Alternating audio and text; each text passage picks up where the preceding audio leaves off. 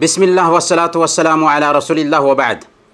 मोहतरम भाई और बहनों, अक़ीदा के क्लास में आप सबका इस्तक़बाल है और किताबुत तौहीद से आज हम बाब नंबर 39 पढ़ेंगे। ईमान का दावा करने वालों में से बाज़ की हकीकत। ईमान का दावा करने वालों में से बाज़ की हकीकत यानी बाज़ उन लोगों की हकीकत जो ईमान का दावा करते हैं लेकिन ईमान पर नहीं चलते, ईमान को फॉलो नहीं करते, बस ज़बान से दावा करते हैं ईमान लाने का। इससे आपको अंदाज़ा लग गया होगा कि इस बाब में ऐसे लोगों का बयान है जो बस ज़ाहिर में ईमान का दावा करते हैं लेकिन हकीकी मानों में दिल में उनके ईमान नहीं होता। इनके क्या औसाफ़ है, इनकी क्या कैफ़ियतें हैं, इसमें आयतों के हवाले से, अहादीस के हवाले से कुछ बातें बयान की जाएंगी। और इस बाब का ताल्लुक़ असल में पिछले बाब से ही है। कल हमने पढ़ा था कि अल्लाह की हलाल की हुई चीज़ों को हराम ठहराने में और अल्लाह की हराम की हुई चीज़ों को हलाल ठहराने में उलमा और उमरा की इताअत, उनको रब मान लेना है।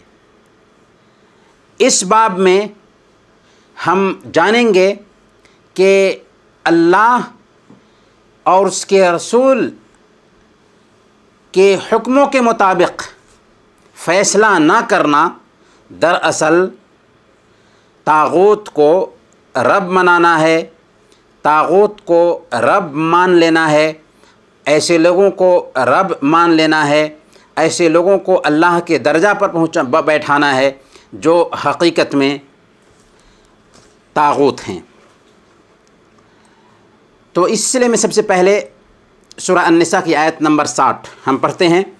अलम तरा इलल्लज़ीना यज़उमूना अन्नहुम आमनू बिमा उन्ज़िला इलैका वमा उन्ज़िला मिन क़ब्लिका अलम तरा इलल्लज़ीना यज़उमूना अन्नहुम आमनू बिमा उन्ज़िला इलैका व बिमा उन्ज़िला मिन क़ब्लिका, कि क्या आप उन लोगों को नहीं देखते जो दावा तो ये करते हैं कि जो किताब आप पर नाजिल हुई है, जो किताब आप पर उतरी है और जो किताबें आपसे पहले उतरी हैं उन पर वो ईमान रखते हैं।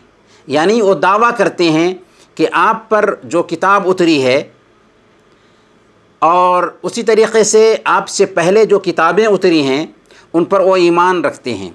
और आप पर जो चीज़ नाजिल हुई है, एक तो अल्लाह की किताब है और दूसरे नंबर पर हिकमत है, यानी अल्लाह के नबी सल्लल्लाहु अलैहि वसल्लम की सुन्नत।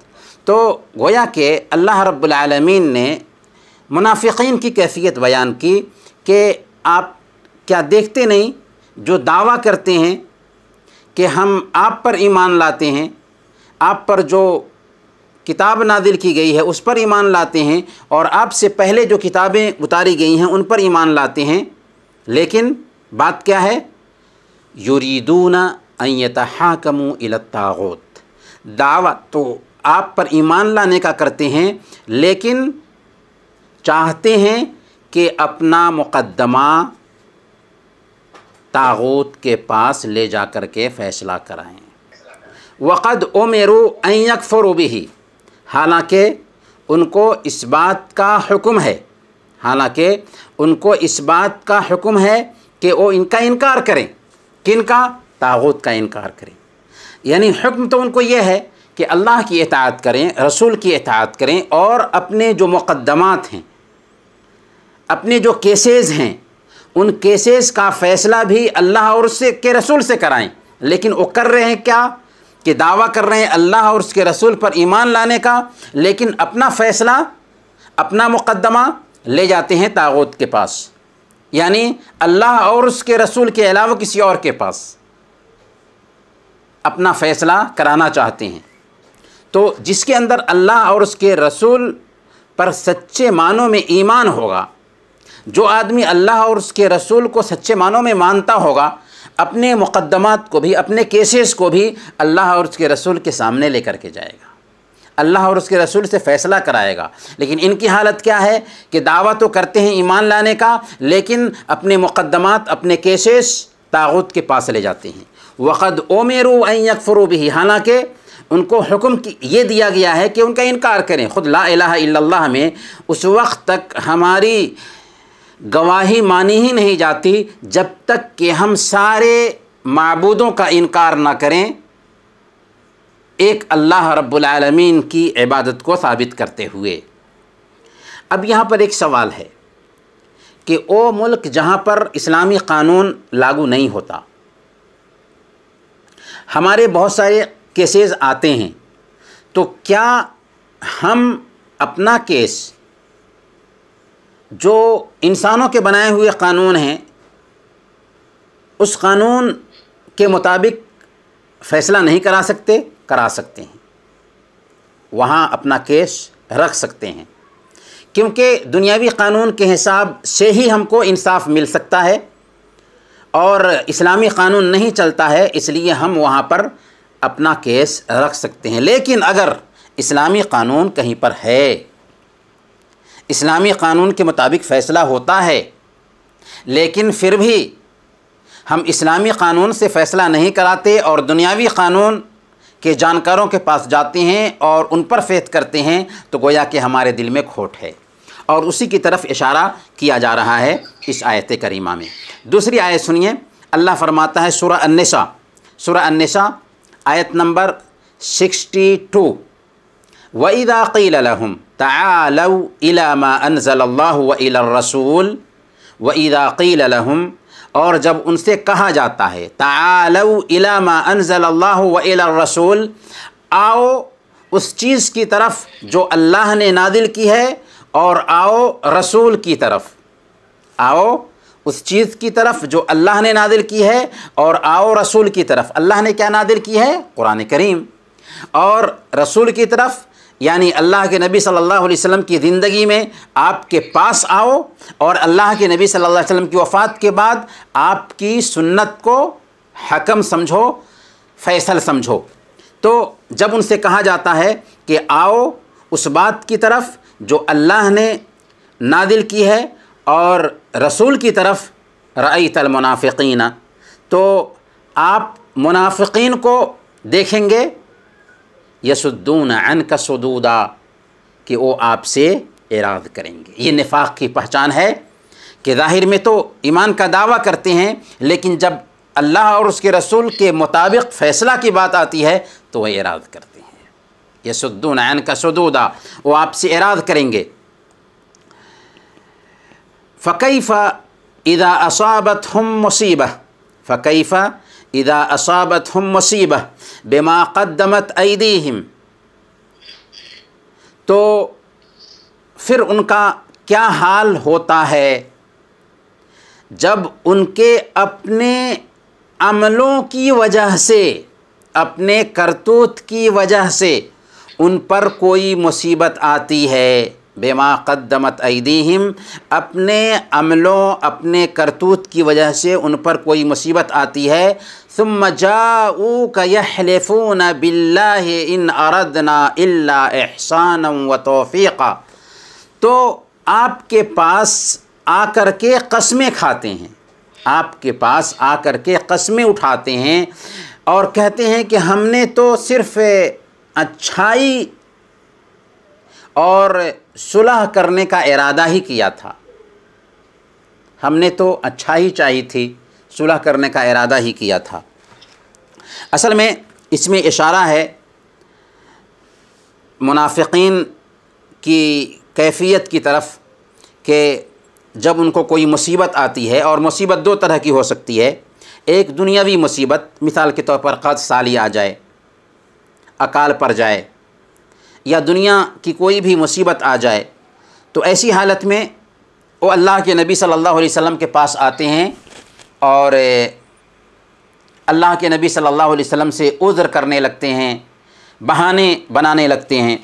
और दूसरी मुसीबत की शक्ल हो सकती है जो शरई मुसीबत, मिसाल के तौर पर उनके निफाक़ का भांडा फूट जाए, दिल में निफाक छुपाए हुए थे, दिल में कुफ्र छुपाए हुए थे, अगर इस कुफ्र का कोई राज खुल जाए तो अल्लाह के नबी सल्लल्लाहु अलैहि वसल्लम के पास आकर के कस्में खाते हैं कि नहीं नहीं, हमारा इरादा कुछ और था, हम सिर्फ अच्छाई चाह रहे थे, हम सुलह सफाई कराना चाहते थे। तो अल्लाह के नबी सल्लल्लाहु अलैहि वसल्लम के पास में आकर के वो कस्में खाना शुरू कर देते हैं। अब्दुल्ला बिन उबई और दूसरे जो मुनाफिकीन थे अल्लाह के नबी सल्लल्लाहु अलैहि वसल्लम के ज़माने में, यही उनका तरीक़ा था कि अल्लाह के नबी सल्लल्लाहु अलैहि वसल्लम के पीछे, सहाबा इकराम के पीछे कुछ बातें कर रहे होते, जब उनका भांडा फूटता था तो अल्लाह के नबी सल्लल्लाहु अलैहि वसल्लम के पास आकर के कस्में खाते थे, नहीं या रसूल अल्लाह, हमने ऐसा कुछ भी नहीं कहा है, हमने ऐसा इरादा किया था, हमारे कहने का मकसद ये था। तो कस्में खाते थे। ये है मुनाफिकीन की सिफ़त जिसकी तरफ अल्लाह रब्बुल आलमीन ने इशारा किया है। सूरह अल-बक़रा आयत नंबर 11 में अल्लाह फरमाता है, व इज़ा क़ील लहुम ला तुफ़सिदू फ़िल अर्ज़, व इज़ा क़ील लहुम ला तुफ़सिदू फ़िल अर्ज़ क़ालू इन्नमा नहनु मुस्लिहून, व इज़ा क़ील लहुम ला तुफ़सिदू फ़िल अर्ज़ क़ालू इन्नमा नहनु मुस्लिहून, जब उनसे कहा जाता है कि ज़मीन में फ़साद मत मचाओ, ज़मीन में फ़साद मत मचाओ। और फ़साद दो तरह का हो सकता है, एक फ़साद तो मादी फ़साद है जो देखने में आता है, मिसाल के तौर पर एक आदमी किसी के घर को गिरा दे, रास्तों में बिगाड़ पैदा करे, तो एक तो मादी फ़साद हो सकता है, हिस्सी फ़साद हो सकता है। और फ़साद की दूसरी किस्म मानवी फ़साद, जो फ़साद देखने में नहीं आता लेकिन वो भी फ़साद है, जैसे गुनाहों का इर्तिकाब करना, कसरत से गुनाहों का इर्तिकाब करना, ज़्यादा से ज़्यादा गुनाह करना, तो ये भी एक तरह से फ़साद है। अल्लाह फरमाता है ज़हरल फ़सादु फ़िल बर्रि वल बहर बिमा कसबत ऐदिन नास, लोगों के अपने हाथों की कमाई की वजह से खुश्की और तरी में फ़साद ज़ाहिर हो गया। ये फ़साद कैसा है? गुनाहों का नतीजा है कि ज़मीन में फ़साद पैदा होता है, ज़मीन पर आफ़तें आती हैं। ये कोरोना वायरस भी एक तरह से अल्लाह की तरफ से आज़माइश है, फ़साद है, ये मानवी फ़साद है जो इंसानों को गुनाहों की सज़ा देने के लिए अल्लाह रब्बुल आलमीन ने उतारा है। तो अल्लाह रब्बुल आलमीन ने क्या फ़रमाया? व इज़ा क़ील लहुम ला तुफ़सिदू फ़िल अर्ज़, जब उनसे कहा जाता है कि ज़मीन में बिगाड़ मत पैदा करो, ज़मीन में फ़साद मत मचाओ, क़ालू इन्नमा नहनु मुस्लिहून, वो कहते हैं कि हम तो इस्लाह करने वाले हैं, हम इस्लाह करने वाले हैं, हम फ़साद मचाने वाले नहीं हैं, हमारा काम इस्लाह करना है। तो ये भी एक सिफ़त है किनकी? मुनाफिकीन की सिफ़त है कि वो ज़ाहिर में तो अपने आप को मुसलमान कहते हैं, ज़ाहिर में ईमान का दावा करते हैं, लेकिन हकीकत में वो फ़साद मचाते हैं। और जब उनसे कहा जाता है कि ज़मीन में फ़साद मत मचाओ, ज़मीन में बिगाड़ मत पैदा करो, और ये बिगाड़ दोनों तरह की हो सकती है, एक ज़ाहिरी बिगाड़ और एक मानवी बिगाड़, दोनों बिगाड़ हो सकती है। तो जब उनसे ये कहा जाता है कि ज़मीन में फ़साद मत मचाओ, तो क्या कहते हैं? अरे हम फ़साद मचा रहे हैं, हम तो इस्लाह करना चाहते हैं, हम तो सुधार करना चाहते हैं, हम तो अच्छा काम करना चाहते हैं। और आज के कुफ़ार भी, आज के इस्लाम दुश्मन भी बिल्कुल यही बात कहते हैं। ज़मीन में फ़साद मचाएंगे, ज़मीन में मारेंगे और काटेंगे लोगों को, लेकिन कहेंगे क्या? नहीं, ये हमारी देशभक्ति है, और देशभक्ति का नाम लेकर के गुंडागर्दी करेंगे। तो ये अल्लाह रब्बुल आलमीन ने उन मुनाफिकीन की सिफ़त बयान की, और आज के कुफ़ार भी यही कुछ करते हैं। आगे देखिए, अल्लाह ताला फरमाता है सूरह अल-आराफ आयत नंबर 56 में, सूरह अल-आराफ आयत नंबर 56 में अल्लाह फरमाता है वला तुफ़सिदू फ़िल अर्ज़ि बअद इस्लाहिहा, वला तुफ़सिदू फ़िल अर्ज़ि बअद इस्लाहिहा, के ज़मीन में इस्लाह के बाद, ज़मीन में सुधार के बाद फ़साद ना पैदा करो। यानी ज़मीन में जबकि सुधार हो चुका है, इस्लाह हो चुकी है, ज़मीन में लोग अच्छे तरीक़े से जी रहे हैं, तुम शांति को भंग मत करो। इस्लाह के बाद बिगाड़ पैदा मत करो।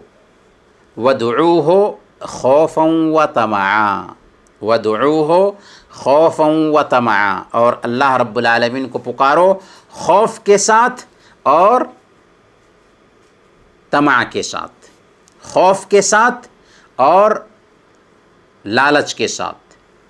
खौफ और उम्मीद, खौफ और उम्मीद, यही दो चीज़ें हैं जिसके बारे में इससे पहले भी हम डिस्कस कर चुके हैं कि एक मोमिन की जब इबादत होती है तो मोमिन खौफ और उम्मीद दोनों को जमा करके इबादत करता है। तो अगर मैं आपसे पूछूं कि एक मोमिन उम्मीद और खौफ दोनों के साथ अल्लाह की इबादत करता है, दलील दीजिए, आप कहिएगा वदऊहु खौफन व तमआ। अल्लाह फरमाता है कि अल्लाह को पुकारो खौफ के साथ और तमा के साथ, उम्मीद के साथ, लालच के साथ, ख्वाहिश के साथ।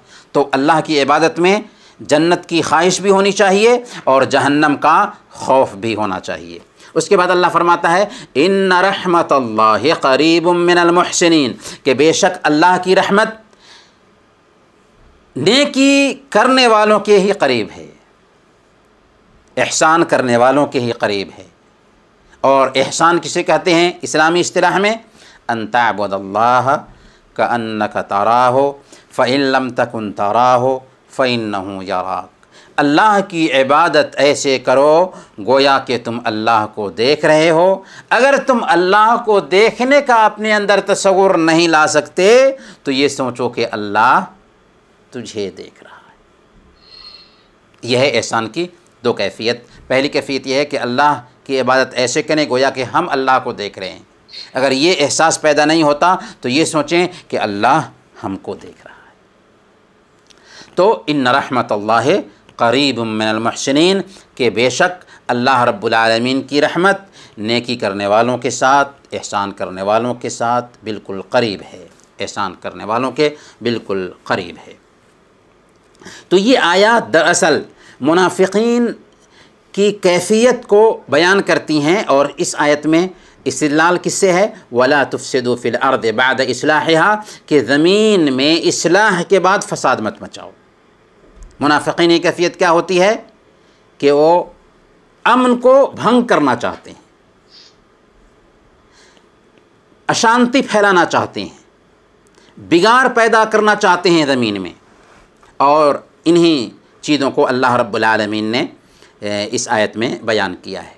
आगे वाली आयत देखते हैं हम। आयत सूरह अल-माइदा की आयत है, आयत नंबर 50, सूरह अल-माइदा आयत नंबर 50। अल्लाह फरमाता है अफ़ हुक्मल जाहिलियत यबग़ून, अफ़ हुक्मल जाहिलियत यबग़ून, कि ये लोग अल्लाह के क़ानून को मानने के लिए तैयार नहीं, तो क्या ये जाहिलियत का फ़ैसला चाहते हैं? अफ़ हुक्मल जाहिलियत यबग़ून, अगर अल्लाह के क़ानून को मानते नहीं हो तो क्या तुम ये चाहते हो कि जाहिलियत का फ़ैसला तुम्हारे सामने पेश किया जाए या जाहिलियत के तरीक़े पर तुम्हारे फ़ैसले किए जाएँ? वमन अहसनु मिनल्लाहि हुक्मन लिक़ौमिन युक़िनून, और जो लोग अल्लाह पर यकीन करने वाले हैं उनके नज़दीक अल्लाह से बेहतर फ़ैसला करने वाला कोई नहीं। कौन है जो अल्लाह से बेहतर फ़ैसला कर सके? अल्लाह जो इंसान का खालिक है, जो इंसान का मालिक है, जो इंसान की फितरत से आगाह है, जो इंसान की प्रकृति से अवगत है, क्या उसका फ़ैसला गलत हो सकता है? तो ईमान वाले जो होते हैं, अल्लाह पर यकीन रखने वाले जो होते हैं, वो अल्लाह के फ़ैसला से बेहतर किसी के फ़ैसला को नहीं समझते। वमन अहसनु मिनल्लाहि हुक्मन, आखिर अल्लाह रब्बुल आलमीन के फ़ैसला से बेहतर किसका फ़ैसला हो सकता है? लेकिन इस पर यकीन कौन करते हैं? लिक़ौमिन युक़िनून, ईमान वाले, यकीन रखने वाले, अल्लाह पर पुख्ता यकीन रखने वाले ही समझते हैं कि अल्लाह का फ़ैसला, अल्लाह की किताब से फ़ैसला, अल्लाह के नबी सल्लल्लाहु अलैहि वसल्लम की सीरत और उनकी सुन्नत से फ़ैसला सबसे बेहतर फ़ैसला है। अफ़हुक्मल जाहिलियत यबग़ून, क्या ये जाहिलियत का फ़ैसला चाहते हैं? अफ़हुक्मल जाहिलियत यबग़ून, क्या ये जाहिलियत का फ़ैसला चाहते हैं? आगे हम एक हदीस पढ़ेंगे। इस हदीस में अल्लाह के नबी सल्लल्लाहु अलैहि वसल्लम फरमाते हैं, ला युमिनु अहदुकुम हत्ता यकून हवाहु तबअन लिमा जितु बिही। तुम में से एक आदमी उस वक्त तक ईमान वाला नहीं हो सकता, तुम में से एक आदमी उस वक्त तक ईमान वाला नहीं हो सकता जब तक कि उसकी ख्वाहिशात मेरी लाई हुई शरीयत के ताबे ना हो जाए। ईमान तभी मुकम्मल होगा जब कि अल्लाह के नबी सल्लल्लाहु अलैहि वसल्लम की लाई हुई जो शरीयत है, उस शरीयत के सामने हम अपने आप को झुका दें। हमारी तमाम ख्वाहिशात, हमारी तमाम चाहतें अल्लाह के नबी सल्लल्लाहु अलैहि वसल्लम की शरीयत के सामने झुक जाए।